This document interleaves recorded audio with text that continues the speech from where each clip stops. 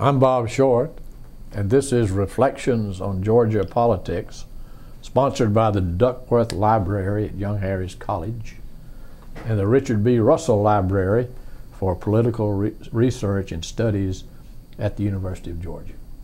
Our guest is Stephanie Stuckey Benfield, State Representative.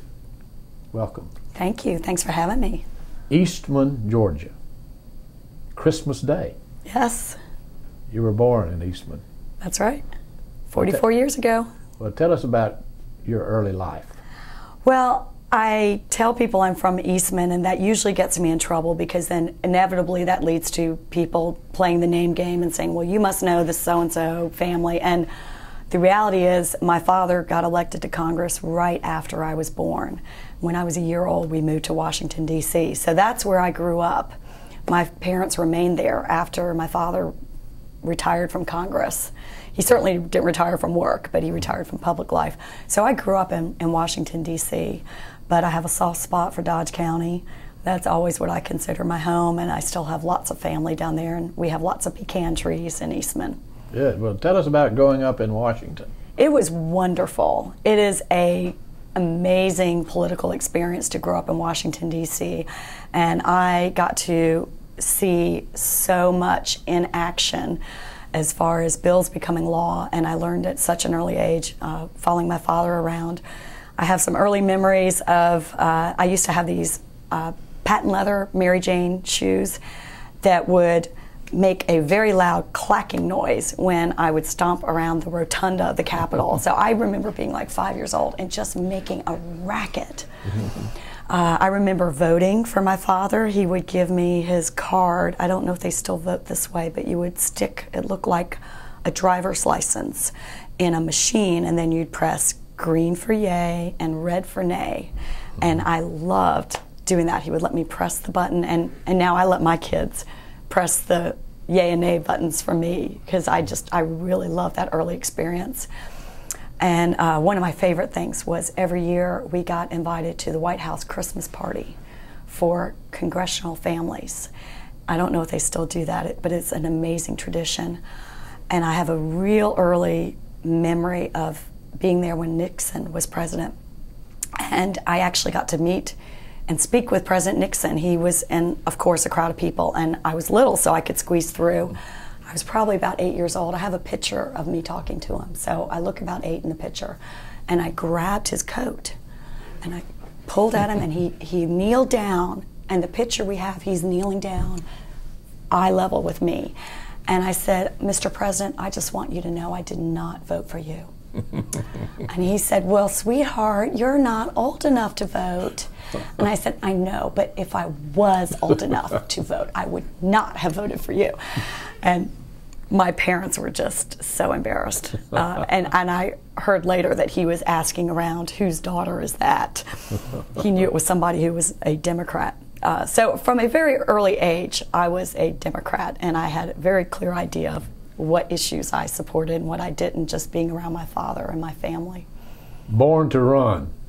Does that ring any bells with you? The book about your family and you running for political office? Now, there was are you talking about there's a political science professor who wrote a little excerpt, yeah, that included maybe it was a chapter. That leads me to this question. You come from a very political family. Yeah. Your grandfather was in the state legislature. He was in the state house. Yes, and your father was in Congress for a number of years. 10 years. So it's quite normal, I would guess, that you decided to run for public office. Yeah.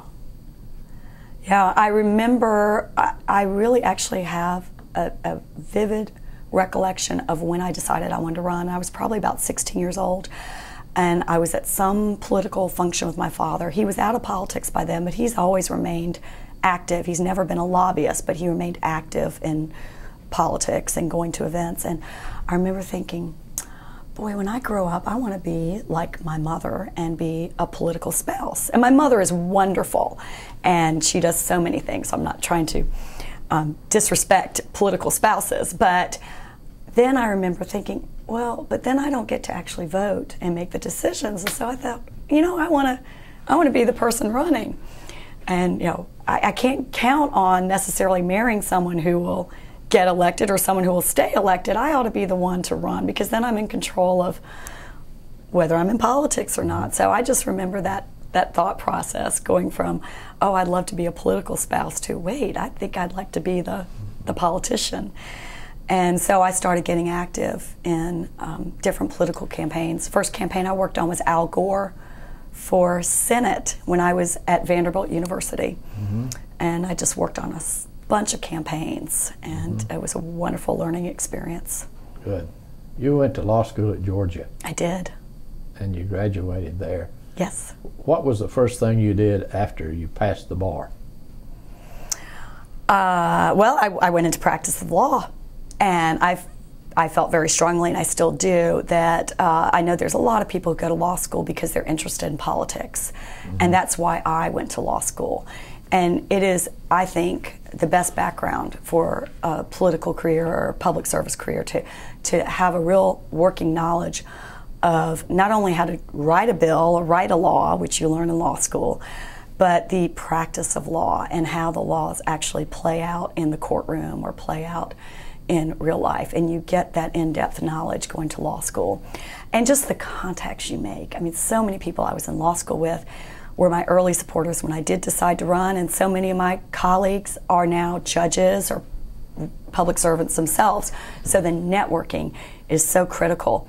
But right after law school, the interesting thing is I felt strongly about practicing law before running for office. So I had that understanding of that real life understanding of law. So I practiced law for, gosh, I want to say 8 years before I ran.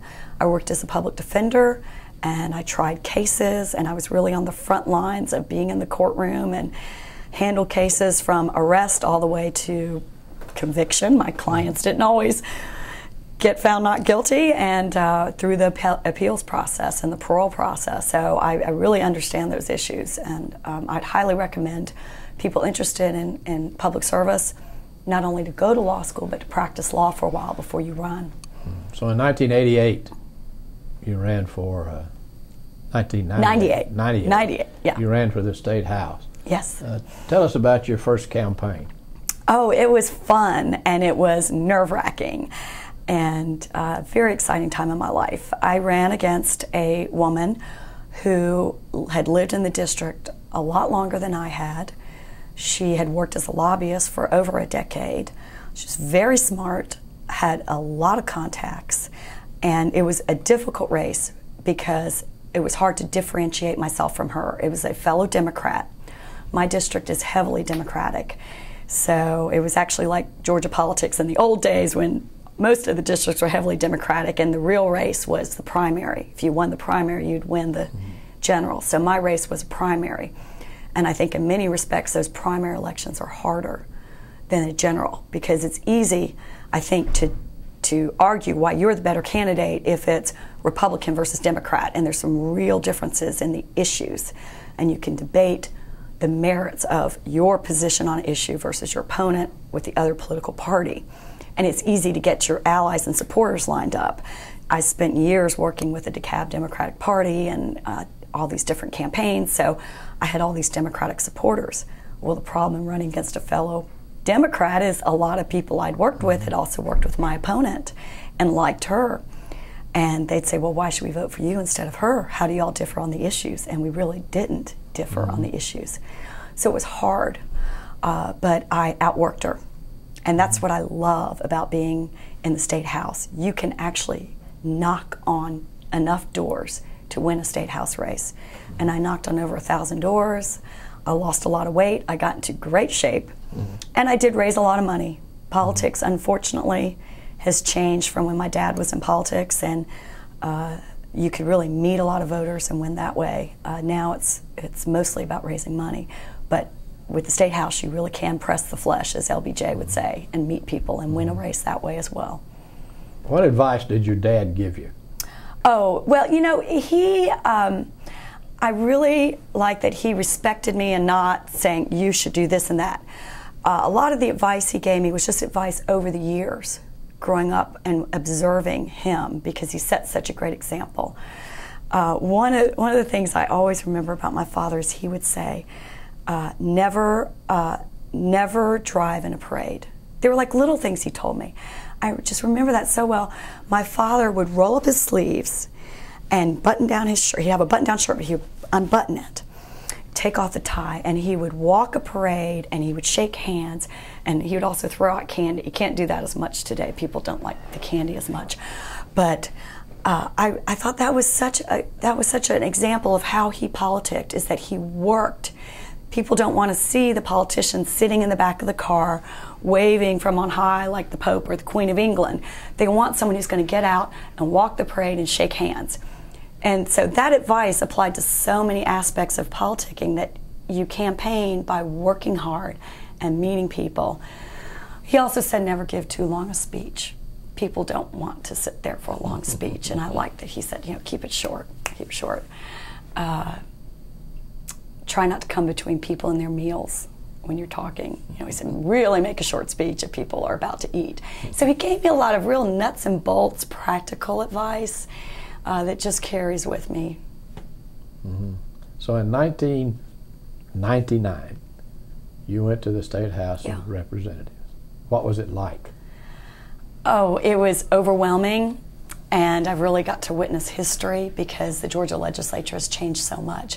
But I actually got to be there when it was still Tom Murphy and Larry Walker and Terry Coleman and some of the greats of the General Assembly. I hate that I didn't get to serve under Denmark Groover. That would have been just a dream for me because he was so brilliant.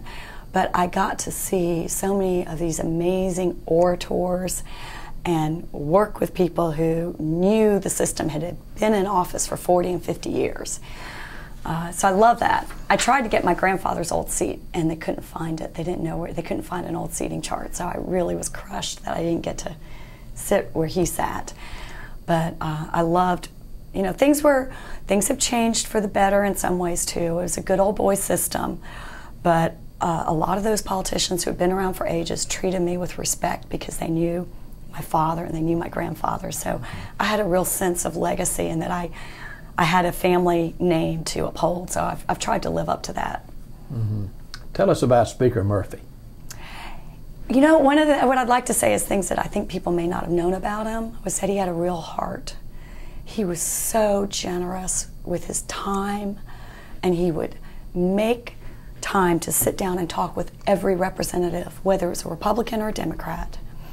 And I even as a freshman, he would sit down and tell me stories and just share with me. And his office was the thing I remember really vividly. Just he had so much memorabilia and jihas and knickknacks from all his years in politics, and you would just look at his walls and you would see Georgia history unfolding just with all the plaques and donkeys and peanuts and all the different awards he'd accumulated over the years.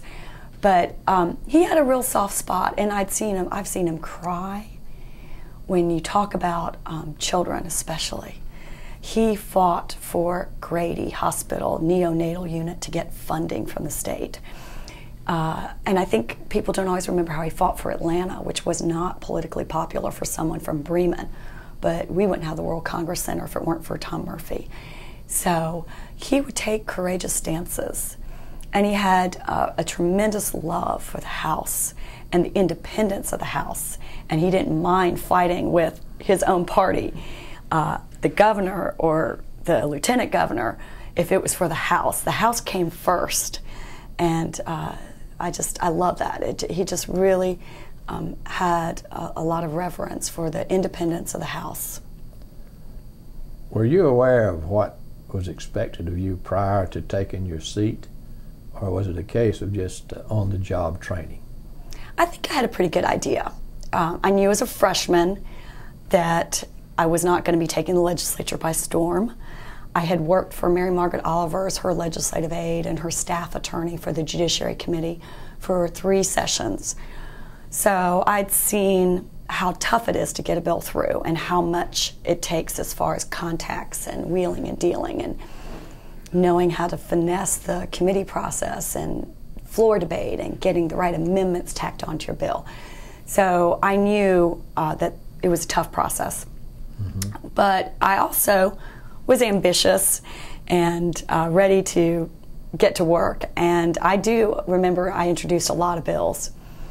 But I was able to get 4 passed my first session with a lot of help from Larry Walker and Speaker Murphy and Mary Margaret Oliver and people who helped me through the process. Well, that's the key, isn't it, to legislative success, being able to build coalitions? Yes, yes. It's all about friendships and relationships, and that's true no matter who's in charge over there.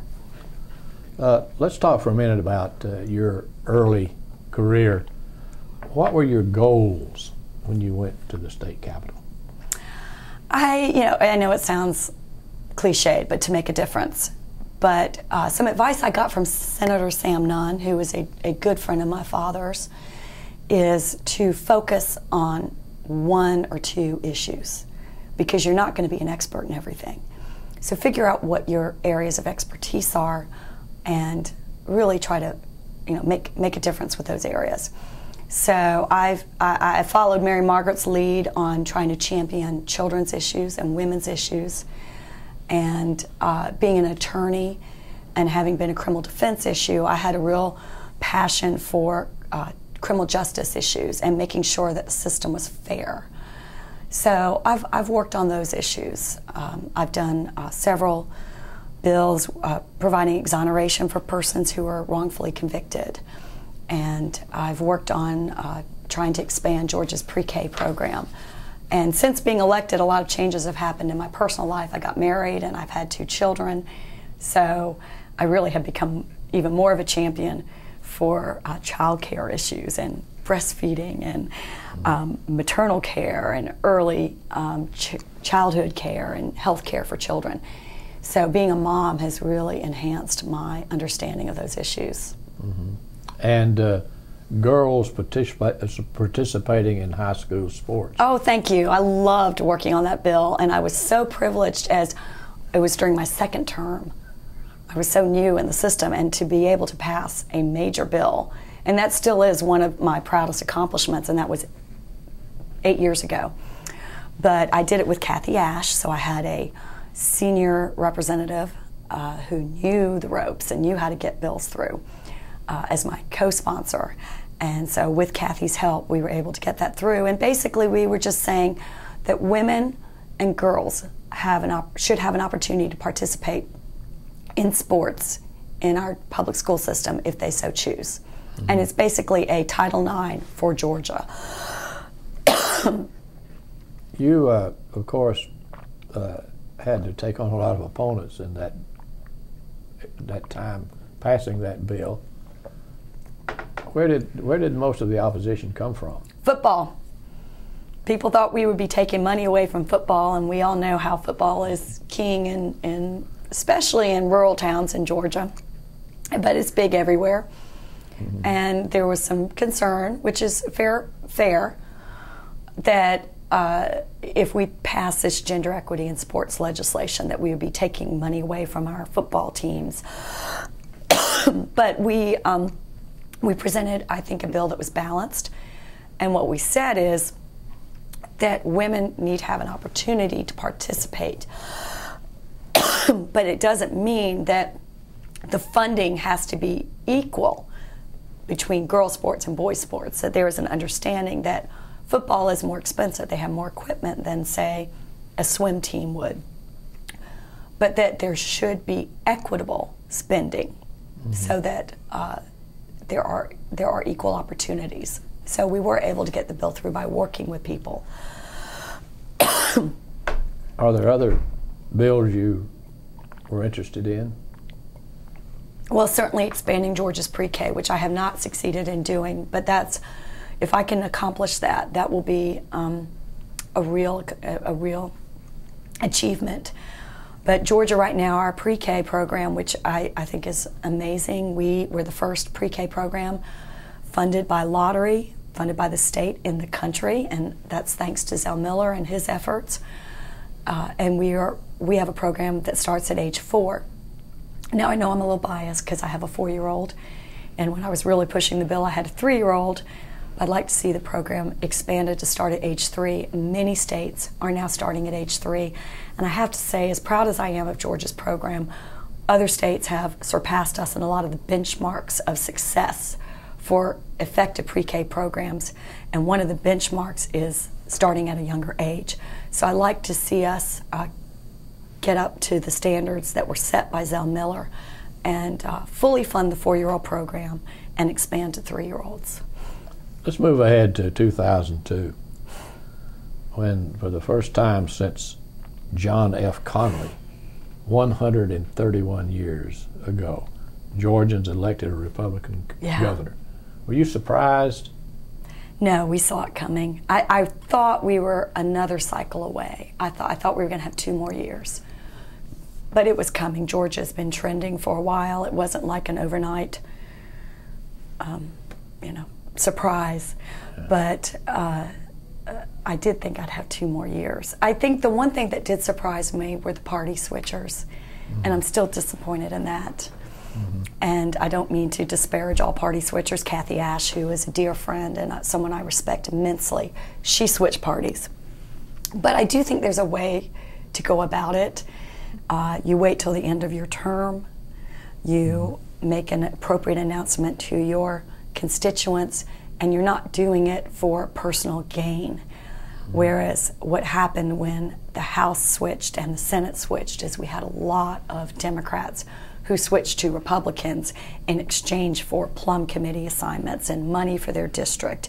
And there was a lot of backroom dealings that went with that. So I do like to point out to people when I argue that the Democrats can take back control again, and we need 17 seats to do that right now, that the Republicans didn't win just at the polls and by getting the voters to support them. They had a lot of switchers, party switchers. So that did surprise me. I felt betrayed by some of the switchers who I consider to be friends and political allies. And I still think the switchers, there was a lot of opportunism going on there. Well, speaking from the standpoint of a voter, what do you think caused the switch from the Democratic Party to the Republican Party by a majority of Georgia voters? You know, it's hard for me because I certainly can't speak to reasons why individual voters changed their positions or how rural voters versus metro, because I know I have a different perspective and I have my own biases. But I do think the national party did not help us. I feel strongly that the Georgia Democratic Party is a moderate party. We are not a left-wing party. Not that there's anything wrong with being progressive on issues, but I think that a lot of voters, particularly in the rural areas, because we've lost a lot of seats in the rural areas, they looked at what was going on nationally with the Democratic Party, and they didn't feel aligned with those issues that were being promoted at the national level or some of the politicians that were winning at the national level. So they just felt disengaged. And I do think the Democrats in Georgia are to blame for not being aggressive with recruiting good candidates and campaigning and making sure that we were out there and meeting our voters and aggressively campaigning. I think we took a lot of things for granted, and we're not doing that anymore. How did that affect your own personal political agenda, the switch from Democrat to Republican? Oh, huge, huge impact. I've been humbled being in the minority party. I've learned you have to listen to both sides of a debate. I haven't been able to pass many bills. It is very partisan in the Georgia legislature right now. I hope things may change with the new speaker. As of yesterday, David Ralston's been elected to the House speakership. But my focus has shifted as a legislator. My focus used to be on passing laws and going back to my district and telling them I passed 10 bills, no, not 10 bills, but I passed 5 bills this session. I could pass 3 to 5 bills a session before. I've passed all these bills, and I've gotten this money for our district. And so I was able to deliver things under the Gold Dome. Now I can't do that so much because I'm in the minority party. The bills I pass are bills that I initiate, but then I take to a Republican and I say, can I be the second signer and you be the lead on this? Because I know it's not going to pass with me as a Democrat as a top signer. So now my bills are bipartisan, and I focus a lot more on community events and constituent services and just being really involved at the grassroots with the community, because I can be very effective doing that. So what you're saying is that the Republican leadership is too partisan? Yes. Yes. I hope it's going to change. We have a new leadership, but it's been extremely partisan, and I understand why that happened. We had 100 years of Democratic rule, and it was a rule in many respects, and they felt stifled. They couldn't get their bills passed. Although I do have to say, maybe my memory is faulty, but I recall the Republicans passing a fair amount of legislation when the Democrats, when Speaker Murphy was in charge, when Coleman was in charge. Mm-hmm. And I remember the last night of the session, the past couple of years, just sitting there and keeping a tally of how many Republicans passed bills, how many Democrats, and I'm not kidding, it's 40 Republican bills get through and maybe 2 Democratic bills. Mm-hmm. It's just overwhelming how many Republicans get their legislation through and how few Democrats get their bills through. And the Democrats who do get their bills through are the Democrats who have worked out deals with the Republicans and vote with them on key issues in exchange for getting their bills through. Mm-hmm. Georgia today is not the Georgia when you were elected. No. Has our state government successfully adapted to the times?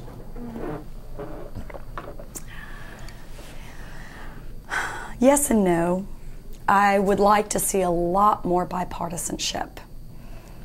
I think that is the key to an effective legislature, and I'd like to see more civility in the legislature.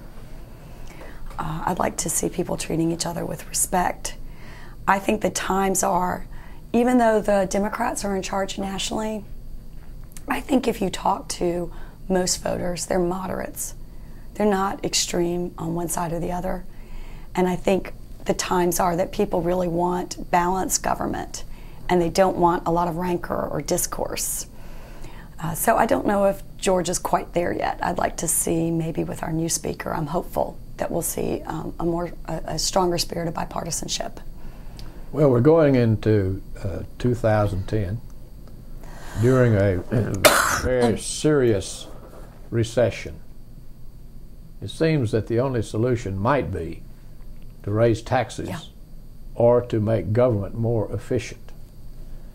Do you think it's time for us to go back to the days of Jimmy Carter and reorganize the state government? I think we should have everything on the table, and I think Jimmy Carter did a lot of good with his reorganization. I know it was very controversial at the time, but it's played out. History has shown that he made some much needed changes. Mm-hmm. And we have been looking at reorganization. This past session, we reorganized the Department of Human Resources, which had a lot of bureaucratic problems. So we are looking at reorganization. That was a bipartisan effort. I will say that Democrats had a seat at the table, mm-hmm, and participated in that.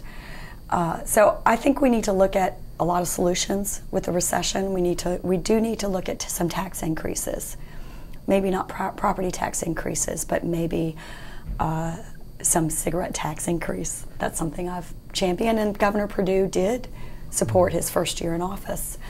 And I think we need to have a holistic view of the tax breaks that we give to corporations. Some of them are needed and they generate jobs, but some of them don't generate jobs. So we really need to look carefully at whether we're getting enough bang for our buck when we give tax breaks. And we do have to look at some cuts, unfortunately, and it's going to be hard. Mm-hmm. Let's get back to Stephanie Stuckey Benfield. What's down the political road? Well, I would love to run statewide someday. That's always been a goal of mine. But I'm a mother and a wife first, and my family really does come first. And that is something I learned from my father. I remember he had a plaque in his office in Congress that said the greatest thing a father can do for his children is love their mother. And he really does love my mother. They have great marriage.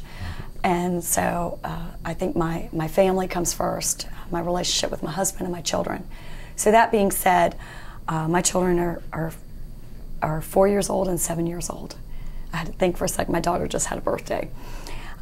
So they're not old enough yet for me to run statewide. And frankly, Georgia's not blue enough for someone like me. I'm a metro area Democrat. Jim Martin ran a year ago for U.S. Senate statewide. He's a progressive Democrat from the metro area, and he got beat. And I think I'm a lot like him politically. Mm-hmm. And so I don't think Georgia's quite ready for someone of my political persuasion statewide just yet. So I'd like to see Georgia turn a little bluer before I run, and I want my kids to be a little bit older. And I'm working on building a statewide base right now. Do you have an office in mind? Governor, maybe? I'd like Secretary of State. I think that's a seat that I'm really interested in.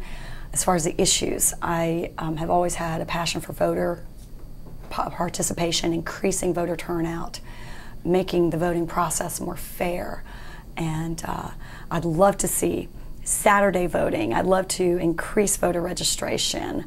I would like to see third parties participate in the process more. I know that kind of surprises people, but I've long been an advocate for making it easier for third party candidates to get on the ballot in Georgia. So the voting issues in particular interest me. But I think I'm a good manager and I'm a good organizer, and a lot of what the Secretary of State does is organize the Secretary of State's office. So that's something I could see down the road. What was your position on the voter ID? I opposed it. I didn't see a need for it. There were no cases of fraud related to identification brought to the legislature when the bill was being debated. I think it is an obstacle to voting for persons who come here from other countries, who become legalized citizens. I think it is an obstacle to the elderly, and I didn't see the justification for it. Mm-hmm. So you don't think that that there are holes in the method by which we vote electronically? I actually support electronic voting. That was Secretary of State Kathy Cox who pushed that. We were the first state in the country to have electronic voting. I think no system is perfect, and I do support having a backup paper ballot or a receipt. I think that would give voters a level of confidence. And I am convinced from the data I've seen, and I'm happy to look at other data that would suggest otherwise, that our electronic voting is sound. But I also know that there's some skepticism by the public, and I want there to be a level of confidence when people vote. And I think the backup ballot would give people that confidence. Mm-hmm. So I do support some changes in the system. Well, as you look back over your very enviable record as a public servant, what do you consider your greatest accomplishments? I think the Title IX, the Gender Equity in Sports Bill, made a difference. And I talk to school systems all the time. People call me about how to file a claim, how to make sure their daughter is treated fairly and able to participate in the football team is one I get, girls who are kickers. Or they want to be able to play fast speed softball. And so I still get a lot of feedback on that bill. I've done a lot of advocacy for juveniles and trying to make the juvenile justice system fairer. I worked on the juvenile judge bill to increase juvenile judges in our state. And I worked on the child advocate bill, which was Governor Sonny, I'm sorry, let me back up. That was Governor Roy Barnes. I think that's been that was a good move to create a statewide child advocate. So that was something I worked on. So I think advocacy for, like I said earlier, for children, for women's issues, that's where I think I've made a big difference. What's your biggest disappointment? I think losing the House. That was crushing, and just all the changes that have come since then, and seeing how partisan things have become. That's been a disappointment. Is there something you have wanted to do but haven't gotten around to it? Well, I wouldn't say I haven't gotten around to it. There are things like expanding the PreK program to include 3-year-olds. I'm trying. So everything I want to do in the legislature, I've at least introduced a bill and started to go down the road to getting the bill passed. But there are a lot of issues out there I'd still like to see some progress on. One is with the criminal justice system. I don't favor the 2 strikes you're out program. I don't favor the mandatory minimums for the 7 deadly sins for juveniles. I don't think we ought to hamstring our judges. I think we need to give our judges a lot more discretion to look at the cases in front of them and make a fair decision. So that's something I would love to see changed. Tell us about the Benfields. Oh, I love my married family. My in-laws are conservative. My mother-in-law and father-in-law vote Republican. They're from North Carolina. So I like the debates I've had, particularly with my mother-in-law, about the issues. But she's pro-choice, so she's a pro-choice Republican. So socially, she's a lot more moderate than some in her party. So I've enjoyed my political debates with them, and I've enjoyed seeing North Carolina. I go there a lot.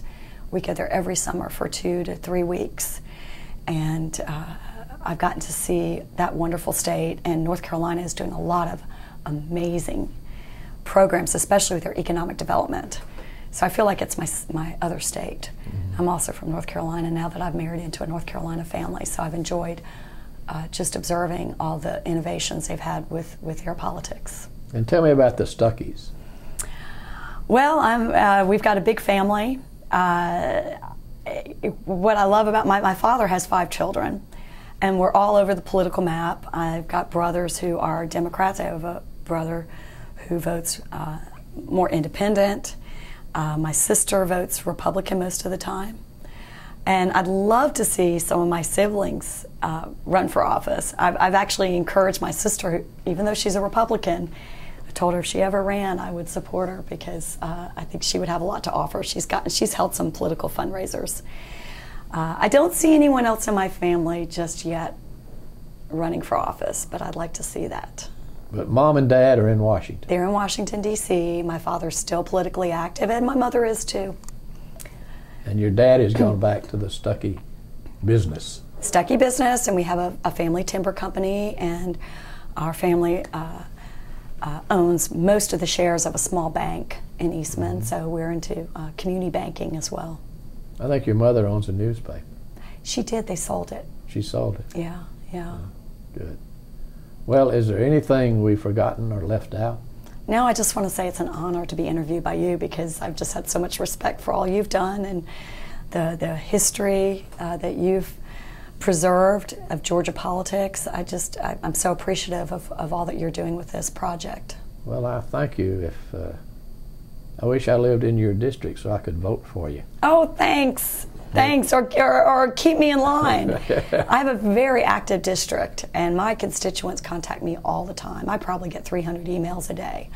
I hear from people, and I enjoy that. I like the feedback, and I like the Republicans in my district too. I hear from them.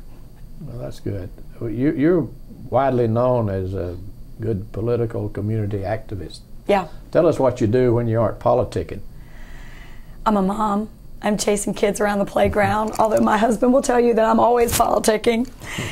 Usually we'll have my cell phone with me and I'll be talking to a constituent, or I'll be calling a state agency about some issue, or I'm doing candidate recruitment right now for the House Democratic Caucus, so I'm calling a lot of people all over the state trying to get them to run in 2010.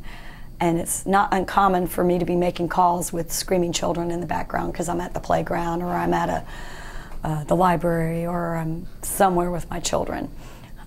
So I'm chasing after kids when I'm not doing political stuff, but I'm pretty much doing political stuff all the time. I love it. We certainly appreciate your being with us today, and I want to thank you on behalf of the Duckworth Library at Young Harris and the Richard B. Russell Library at the University of Georgia. Stephanie Stuckey Benfield. Thank you.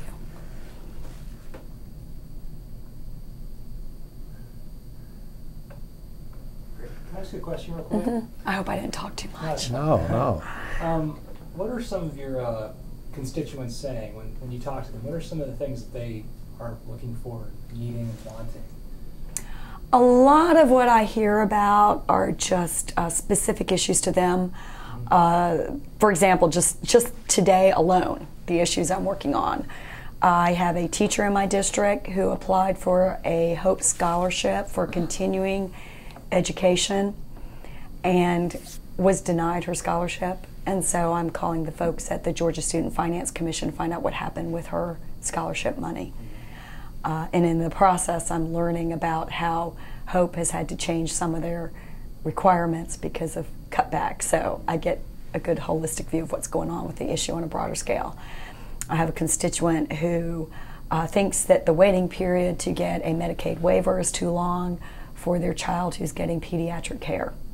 So I've been calling the Department of Community Health about that.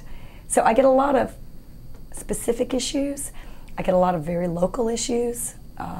City of Avondale Estates is in my district. They want to expand their city limits. Annexation bills go through the legislature. So I'm getting a lot of calls about annexation right now. A lot of local stuff. Okay. Just one other quick question.